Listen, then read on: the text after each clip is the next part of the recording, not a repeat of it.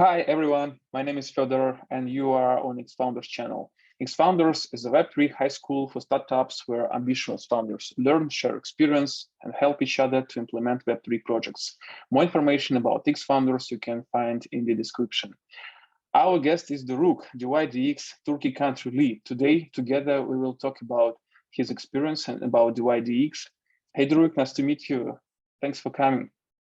Yeah, of course. Hello, Fedor. It's been a pleasure for me to hear, and thanks for the invite.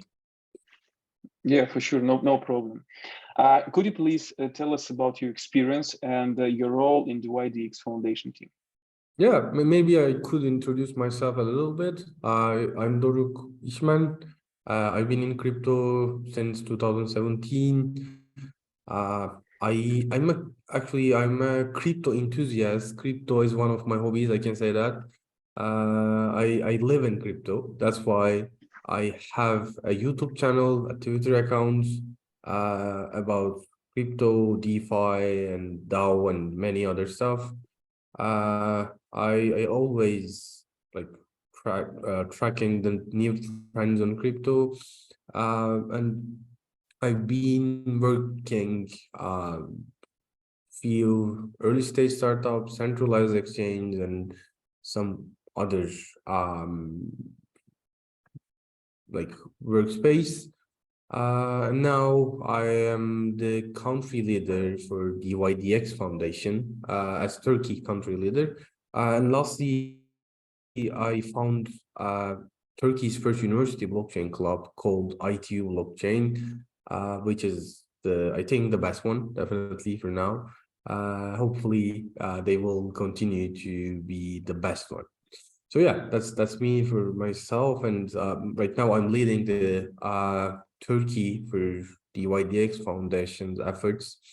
Mainly, it's for creating awareness for the dYdX governance and DeFi. We want to decentralize Turkish market, because right now, when you think about Turkish market, we have like 10 million crypto traders or enthusiasts. Actually, it depends on the number. Most of the time, some say 8 million, some say 12 million, but I take the average one and say 10 million. So we want to convert those 10 million into DeFi space, because I personally believe DeFi will be the future of the finance, of the TradFi. So yeah, like we are trying to make Turkish traders, Turkish crypto users to decentralize.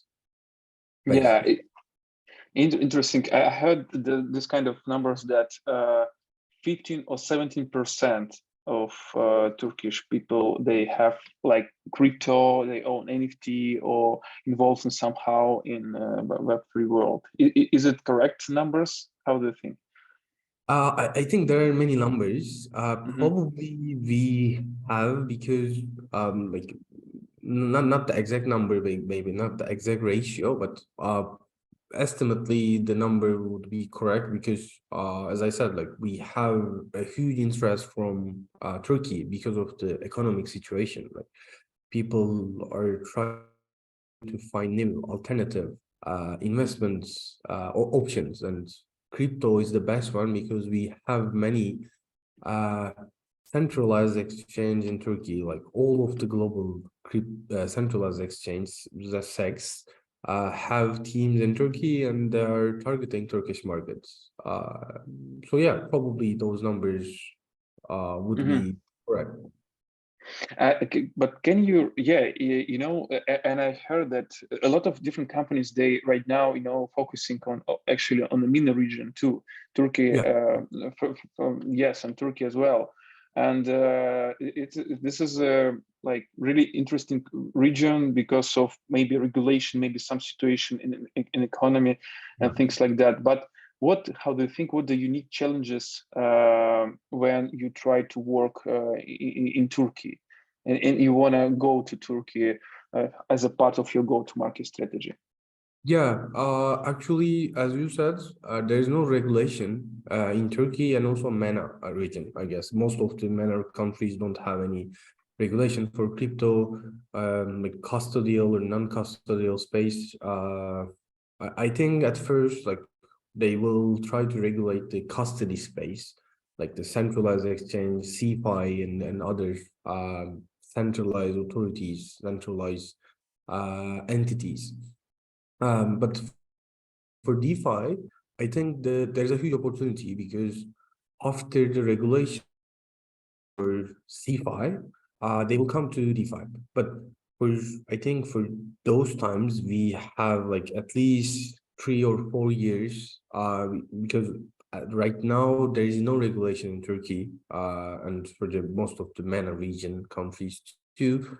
On the other hand, for Turkish markets, not just regulation, but there's a huge competition for decentralized exchange and centralized exchange because, as I said, all of the centralized, global centralized exchange targeting Turkey, and also we have many local centralized exchange too in Turkey. At least I can say that we have at least 30 local centralized exchange. I'm not sure this is the correct number. I remember this number from 2020. Probably this number would be increased. But yeah, there is a huge competition for the trading space in Turkey, definitely. But for the competition, you need to have a great product. So I believe that with dYdX, with the new version of dYdX, we can compete with the product side too. Because our main motivation for the before is to give the service of centralized exchange as decentralized exchange, because main problem, actually, yeah, I can say this as another issue. Main problem for DeFi is too complicated for regular crypto users, right? Like to opening a MetaMask, opening a wallet account, like depositing some crypto into that account, like storing that private keys. Like these are huge problems these are complicated stuff for regular crypto users. And that's why we need to make easier these things, like for onboarding processes, for activation of users. We need more easier steps. We need easier steps for these types of actions. Hopefully in the future, I think we will have more great products, greater products, easier products, definitely. And also, like after the regulation for centralized exchange or CeFi, we will have time to prepare for the DeFi space too. Like we will probably we will have a preparation time for the DeFi space too, because right now there are so many uncertainties over regulation side.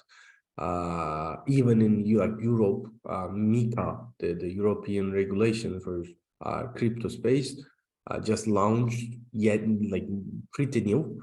So for the other countries in MENA and Turkey, probably they will get some inspiration from MiCA too. So that's why first we need to watch and learn from MiCA and its outputs, and after that we will see how the things going on the regulation side. I can say that, yeah. Mm-hmm. Yeah, but with the DeFi, everything is clear. Yeah, because sometimes in different regional are not stable national currencies, or wherever different bad things happening, and you looking for different ways for your capital or for your savings or investments, things like that. And I understand, but maybe some other verticals or industries in MENA or maybe in Turkey that feels also good and have a great potential. Mm-hmm. Maybe, yeah, different fields, or maybe different startups that try to solve different problems. Yeah, instead of DeFi. Yeah. Yeah, definitely, because especially for the like developing countries like Turkey, there's a huge interest in crypto. That's why those markets are huge potentials for startups and for the new entities. And if they want to onboard new users, onboard new partners, those markets would be great option for them. Definitely, I agree with that. Okay. But yeah, I heard a lot about actually Web2 players in games who, like, different publishing company or studios who build the games in Web2, and they have really successful. And there are a lot of developing studios who work with the games, and this is also looks like a great potential to make transition from Web2 to Web3 gamify. Yes. Because there are a lot of partners there. Audience, they have a crypto. dYdX is also working here. A lot of different ways to make to make like the next level of their experience. Yeah. Can you a bit share some news about dYdX? I know that this information almost in public about your blockchain, and what are you targeting? Yeah, can you share about your Of thoughts? course. Yeah. Of course. I would like to share some details about version 4, the new dYdX chain. Yeah, as you know, dYdX is decentralized leverage trading exchange. And right now it's on Starknet's private chain called StarkX. And with StarkX, there are some limitations for dYdX.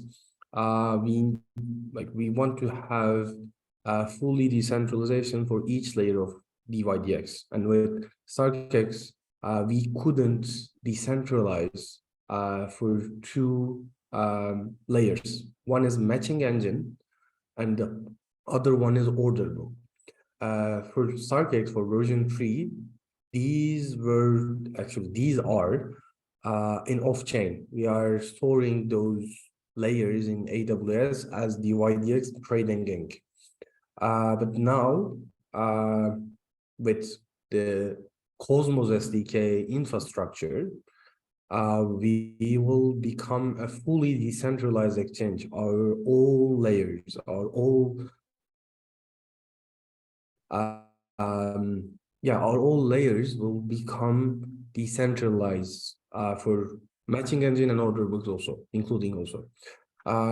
So our main motivation is for new version of dYdX would be become fully decentralized. And the second most biggest important thing is to serve like centralized exchange as decentralized exchange, because as I said before, this is the main problem for DeFi.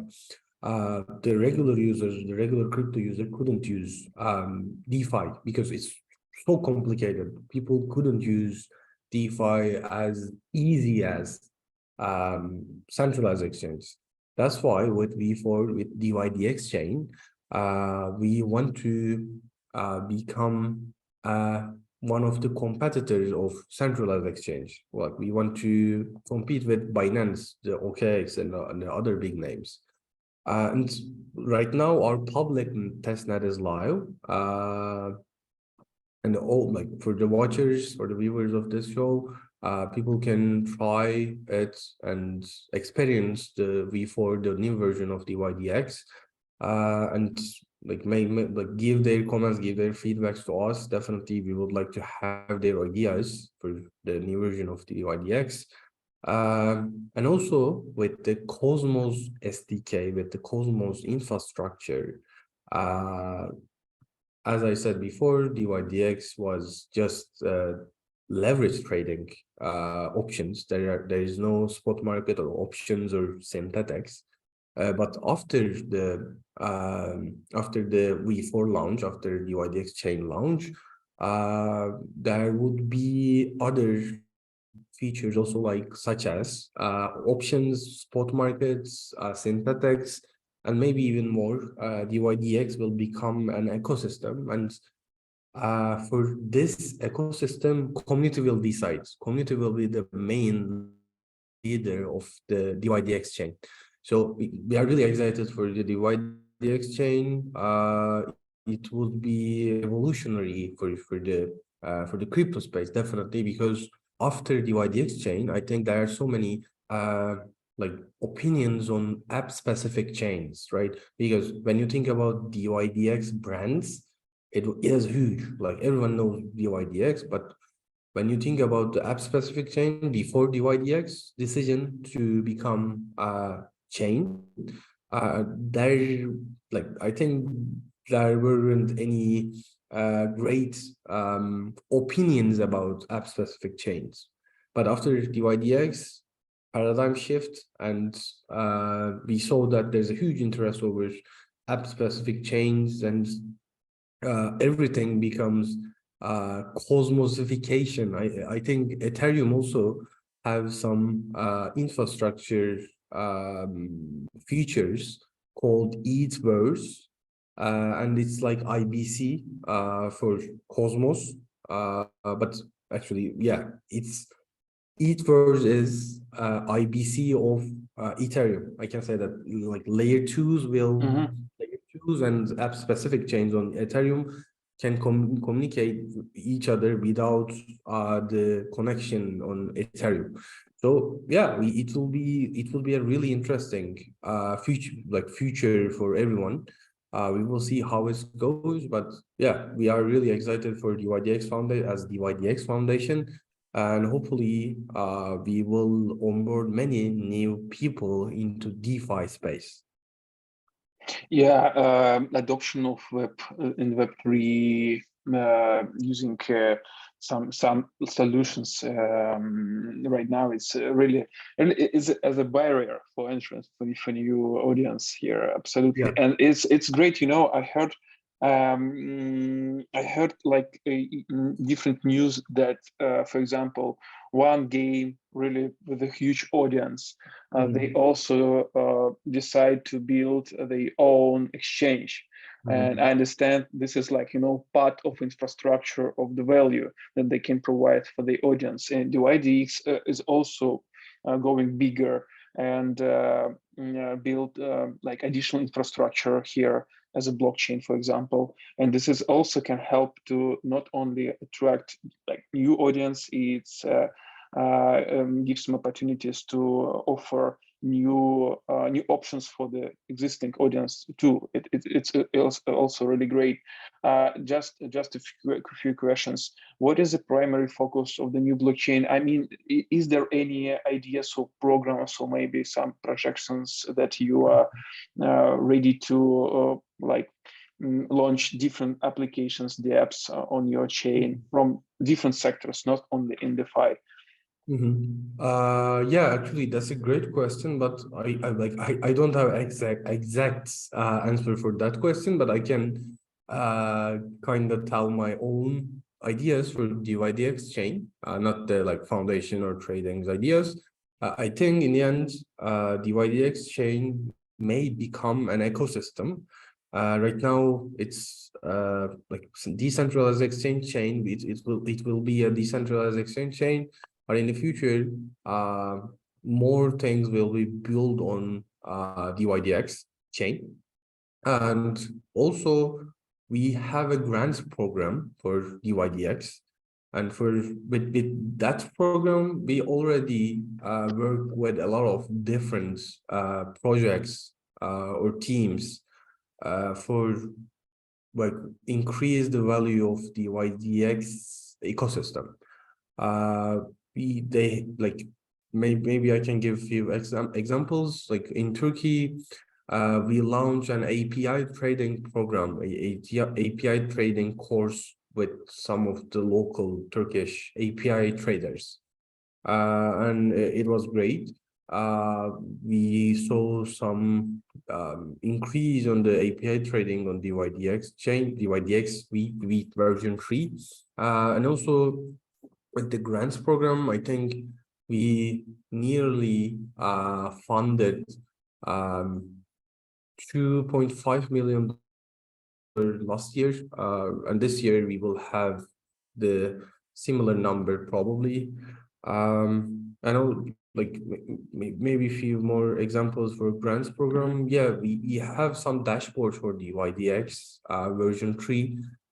Some of our community members launch some dashboards that you can track your previous trades, like profits and loss, more easy than the dYdX version 3 dashboard.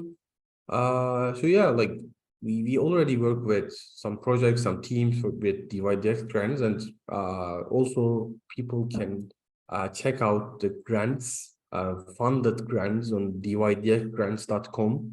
On the site, we have a section for the previous funded grants applications. Like they can see and check those applications on the site, and maybe they can get some inspiration over there if you want to build something on the dYdX chain for V4. Yeah, they can take some inspiration over there, definitely. Yeah, great. We will put everything, this link inside this Awesome. under description. Yes, if you have any projects or early stage founders who wanna bring some value to dYdX, you can find all the links here and apply. Yeah, and finally, it's our traditional questions. Can you give some advice for early stage founders or early stage startups who want to build something in Web3? Yeah, that's a really great question, because I try to build, I try to create my own research company like Messari or Delphi Digital, but we couldn't find right monetization way of the research company. That's why we stopped operations. So I know some, and also I work some early stage startups too. So I know some I have some experience for the Web3 founders. I think the main thing is keep learning the new stuff, because in crypto everything's changed so fast. Like you always need to active. You need to always track the newest trends, because with those trends, someone can disrupt your work streams, some ideas. That's why it's really important to track the newest trends and keep learning with the new information from crypto. As I said, like crypto is a crazy space. Like there's so many new things. Like even I couldn't track all of things. That's why it would be great to have a crypto friends. Like with crypto friends, you can learn from each other. That would be great. If you find your own community, own circle in crypto, that would be great. You can learn with those people too. That's one thing that I want to mention. And the second thing is, I don't believe that you need to know everyone in the world, because from my experiences, if you know someone really valuable and really helpful to you, with that name, you can reach out to anyone in crypto, because in crypto or Web3 space, the space is really small. Like everyone knows each other nearly. So with right names, you can reach out to anyone if you want. That's why I think you need to build a revolutionized product. You need to create real hype for the ecosystem, and people will track you. People will find you with that product. They will say that, like, how can you do that? This is amazing. Like, how can you think about this type of startups, this kind of ideas? It's amazing, because like in the end, everyone can think about, everyone have some ideas, but execution is everything. Like if you execute properly, if you execute and have a traction on your product, on your idea, I think that's a really important stuff for the definitely the startup space and also the crypto space too. But in the end, if you find your product market fit with your ideas or early stage startup or just an MVP, and find the right people or right person, not people, just a one person. With that person, you can have a huge network with the help of him or her. So yeah, I can give those two advice to them. Like again, you don't need to know everyone in the world. You don't need to everyone in the crypto space. You need to know right people, right valuable, qualified persons in the space, and they will connect you with the really great one. Maybe ex-founders are the right area for the early stage startups. I think definitely ex-founders is the right place because with ex-founders you can meet with lots of different people, lots of different people from ecosystems, from startups, from Web3 projects. So yeah, come and apply to ex-founders with your early stage ideas, and hopefully those ideas will become a huge success. Thanks a lot for your support and for yours. Yeah, I absolutely agree with your first idea of now you don't need to know everybody. I mean, you need to know just the right available people. Yeah. Yeah, that's absolutely true. Thanks a lot for your time, for your insights. It was a great pleasure to talk with you. Yeah, of course. It was a pleasure for me too. I'm really excited for the ex-founders and the upcoming shows. Hopefully, Yeah, it will be great. Yeah. hope to see you soon. Thanks a Yeah. lot. Yeah. Thank Yeah, you. bye bye. Bye.